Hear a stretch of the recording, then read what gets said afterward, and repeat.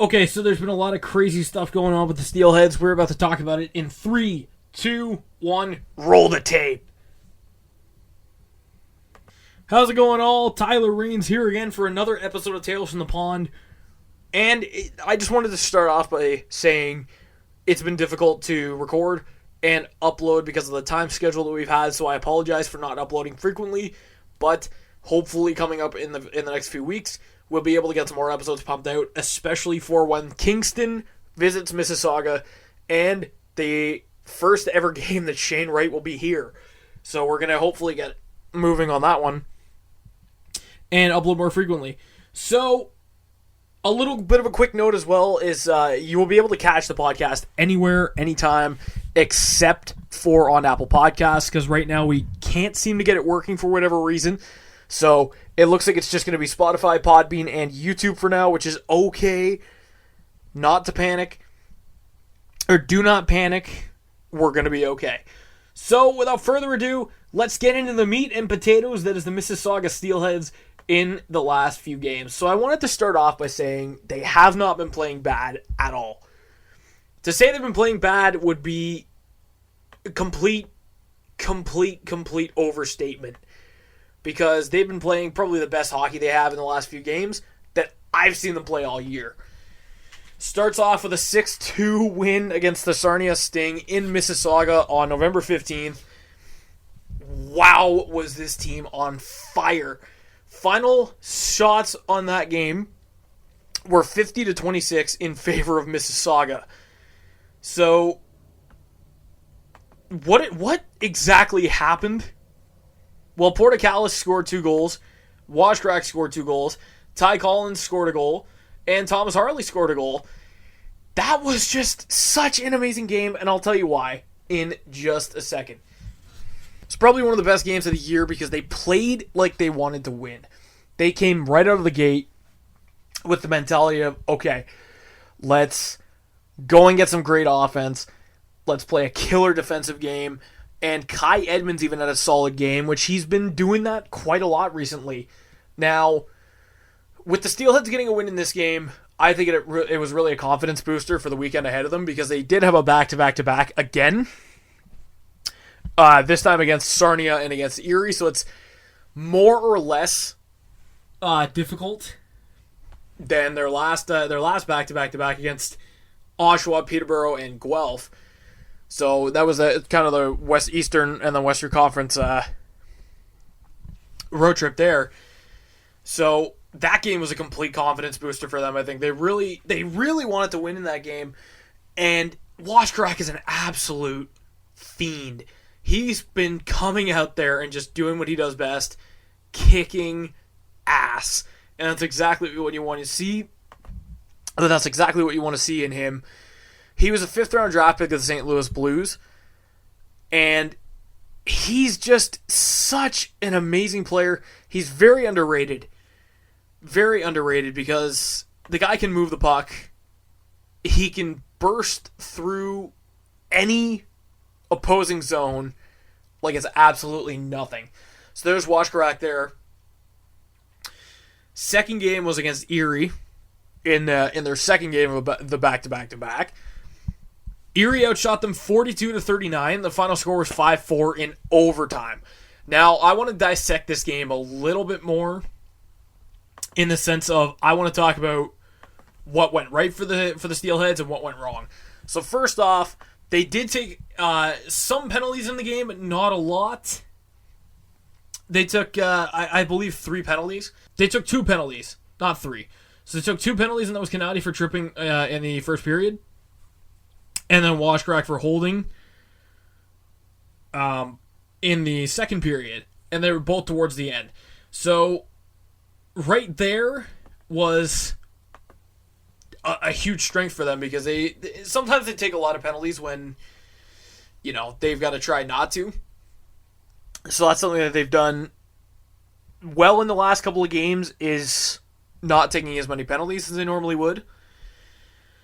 And then going into this game, Brendan Hoffman scored the first goal, and the Steelheads from then were just like, no. 6 minutes later, Luca Del Belblue strikes back and gets his first goal of his young OHL career. Congrats, Luca, on that.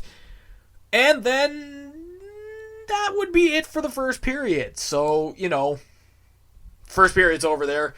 Second period starts 6 minutes in. Cole Schwint gets his fourth of the year. Hayden Fowler ties it 6 minutes later. Now we have a game. So that's one thing the Steelheads need to do, and I cannot stress this enough, is keep a lead when you have it. And that's something that I've seen with the Leafs in the past few years, is when you have a lead, don't sit back and think, okay, we can win this game if we don't play defense. You still got to play defense even if you have a lead and try just as hard. So that's something that they really need to keep doing. They've been doing good, but there's times when it slips like today, or like this game, where they just need to play better defensively. So Hayden Fowler would get a goal there on the power play, 2-1 in the second period. Whitaker didn't like that, so about 2 minutes later, he's just like, all right, buddy, I'm going up there and I'm scoring. Whitaker gets his fifth of the season, 3-2 for the Steelheads. Washcrack about less than a minute later, says, I'm going to get one too. And he puts it in right after Whitaker. So it's 4-2 for the Steelheads going into the third period. And this looked ever so sweet for them. It looked like they were going to win the game. But the only thing that happened was they sat back a little bit. They kind of let the game slip away a little bit. So Brendan Selin and Austin Swankler ended up scoring the tying goals in the third period at 6 minutes and 18 minutes. And then, of course, it goes to overtime, which was high pressured. I was watching the game, and Austin Swankler rifles it home off of a pass from Jamie Drysdale, and that was the end of the game there. So, in that game, I thought the Steelheads really did play well. This whole week, there hasn't been a game where they played bad, per se. But they just need to do a little bit better at defending leads, and just not taking as many penalties. And we're going to go up in the next one. So it was a 5-4 final win for Erie.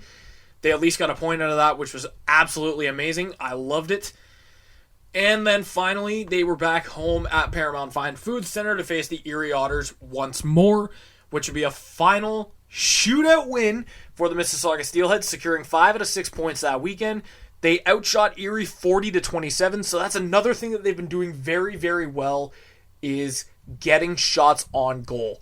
And that's exactly what you need to do if you're the Steelheads. They've been getting a lot of shots on goal. Which is very, very good to see.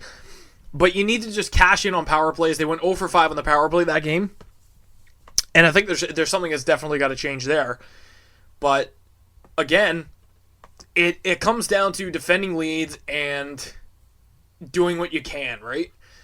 So, this game was a little bit back and forth. So, Max Golod scores first goal of the game on the power play. Just 2 minutes into the first. 2 minutes and 17 seconds into the first. A little while later, Nicholas Canati strikes back, gets his second of the year, and that is the end of the scoring for the first period. So the Steelheads looked good out there. They looked like they came ready to play against Erie. And the thing is with Erie that they are a very strong penalty-killing team. So it was not easy for them to beat Erie at all. Second period starts. Nicholas Canati, 12 minutes and 53 seconds into that one, gets his second of the game, third of the year, and the Steelheads would take a 2-1 lead going into the third. So there wasn't a whole lot of scoring. There were some penalties taken, but that's okay. You just don't want to take too many. Going into the third period, 2 minutes into the first, apparently 2 minutes is a good theme for the Erie Otters. They really like scoring goals at 2 minutes in. Daniel Diamato scores his 9th of the season, tying the game at 2. But 7 minutes and 46 seconds later, Liam Hams right there rifles the shot home. 3-2 lead for the Steelheads, but not before the penalties were drawn. And Hayden Fowler's on a breakaway. So I believe it was Ulla Bjorkvik-Holm who took the penalty for holding, and Hayden Fowler is awarded a penalty shot. So Fowler goes up, he scores the penalty shot there, and of course, it is tied at 3. So they go to overtime. It doesn't solve a thing, so they're going to have to go to the shootout. Harley and Yetman go up first, do not score. Kean Washcrack scores, and eventually that would be the game winner for Mississauga. So overall, that weekend, secured 5 out of 6 points. That's exactly what they wanted to see. And that's exactly what you would hope, is that they're starting to win games. It was like a breath of fresh air to Steelheads fans. And I think for the guys too, because you won 2 out of 3 games. That's got to feel pretty good, right? I would say so. Now, the next game was a Pink at the Rink game to raise awareness for breast cancer. And this game was...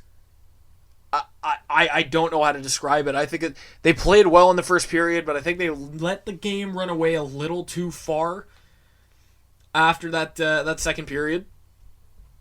So going into the game, London's already a tough team to beat. They've got names like Ryan Merkley, Alec Regula, Connor McMichael, the Capitals prospect, Liam Foodie, who's a Columbus Blue Jackets prospect.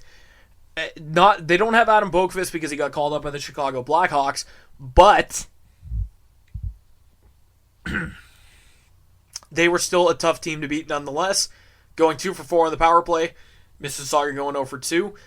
And the final shots would be 32-28 in favor of Mississauga. Goals scored, of course, would be by a lot more by the Knights. But here would be the breakdown of the goals. So Calvin Martin and Cole Schwint score in the first period for Mississauga at 6 minutes and at 12 minutes and 15 seconds. And then Ryan Merkley would get the lone goal for the Knights in the first period at 15:04 on the power play. So again, this is where it's really going to hurt the Steelheads if they keep taking penalties, because opposing power plays are, like London's, are very strong and easily they can rip it past you once or twice. Or maybe in this case 5 times. So that would be the end of the first period scoring. 6 minutes in. And notice that magic number is 6. 6 seems to be a common theme with both teams. So Liam Foodie scores his 9th of the season and ties the game up at 2.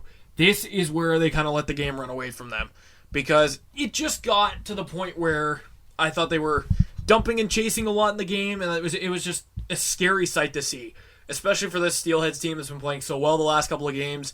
It was just not a great thing to look at. But that happens. Ryan Merkley scores his 6th again. 3-2 lead for the London Knights. And that would be the end of the scoring for the second period. So, and then this is where the game just kind of took a bad turn for them. Alec Regula going into the third 15 minutes scores the insurance marker on the power play again to make it 4-2 for the Knights. Pull the goalie. Liam Foodie puts it in the empty net. 5-2 final for the guys. That game was a little bit more stressful in terms of who they were facing, because, again, London has just such an amazing core of players. And their goaltending is just amazing. So I don't know how they were able to do it, but they pulled it off. And then finally, the last 2 games at which we are going to go into were not bad games for the Steelheads at all. So the Ottawa 67s and Mississauga Steelheads, November 23rd at TD Place, and this was the Sportsnet game. So the OHL on Sportsnet for the Mississauga Steelheads. The Steelheads outshot the 67s by a score, but not by a score, by a shot total of 31-29. Went 0 for 4 on the power play, but still managed to somehow sidestep the 67s in every way possible. So what happened was that that first period, the only goal that was scored pretty much throughout the entire game was Marco Rossi, and he took a pass right from Joseph Garefa and rifled it past Edmonds, which you got to watch out for Marco Rossi. He's a top draft prospect in the 2020 NHL draft. He's projected to go top 10. So you got to watch out for Marco Rossi. And figures, I said it was top 10, and he scores 10th of the season. Marco Rossi is one of the generational talents, so you definitely want to watch out for him. The Steelheads did a great job playing defensively. They had some good offensive chances, but just couldn't cash in. In the end, it came down to puck luck.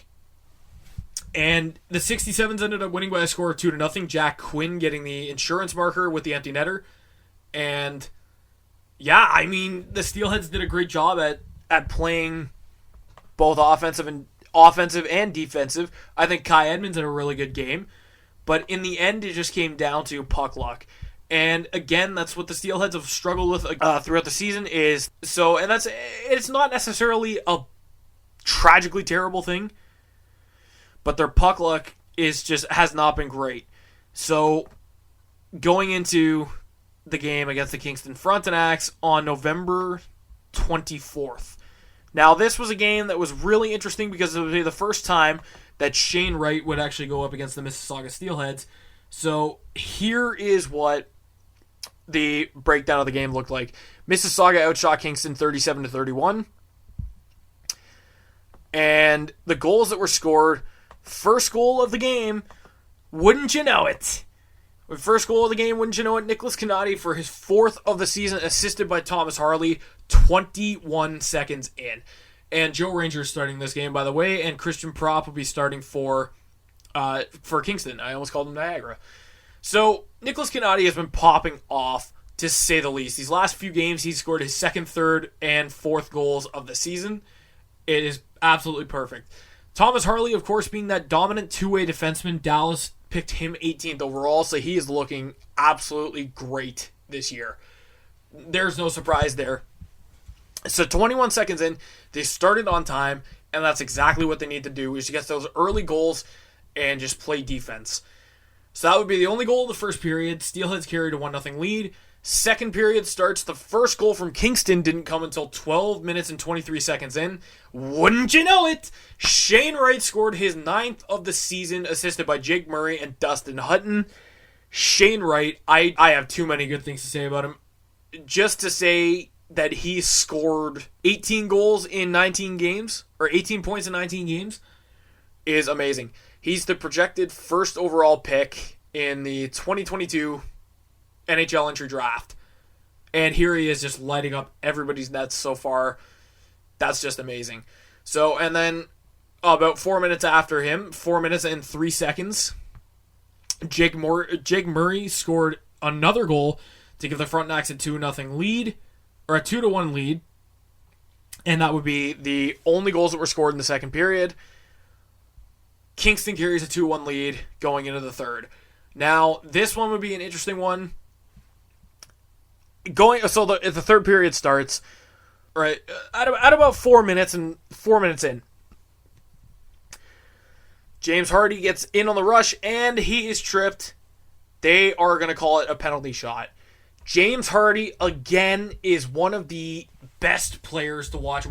Definitely one of my favorite players to watch this season. He's improved a lot in terms of his skating and his shot. He's done everything right. And so he scores on the penalty shot. It is tied at 2. And then in the third period, Shane Wright, about 10 minutes later, scores on the power play, wrapping this one up for Kingston, getting a 3-2 win. And it wasn't really an easy thing for the Steelheads to deal with nonetheless. So what does Mississauga need to work on? Personally, I think that they definitely need a pure sniper like Owen Tippett was, and they might need to explore a little bit more on the defensive side of the game, maybe exploring some more defense.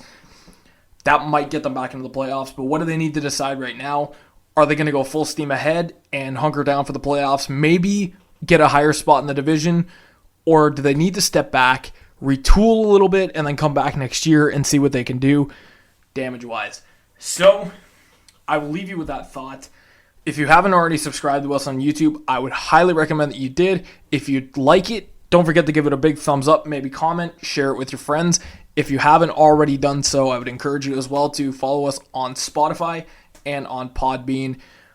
Until then, Guelph is coming up against their school day game, and on Thursday night is the Oshawa Generals at Tribute Community Center, and we'll see if they can get some wins there. Until then, this has been Tyler Rains, as always, and I will see you next time.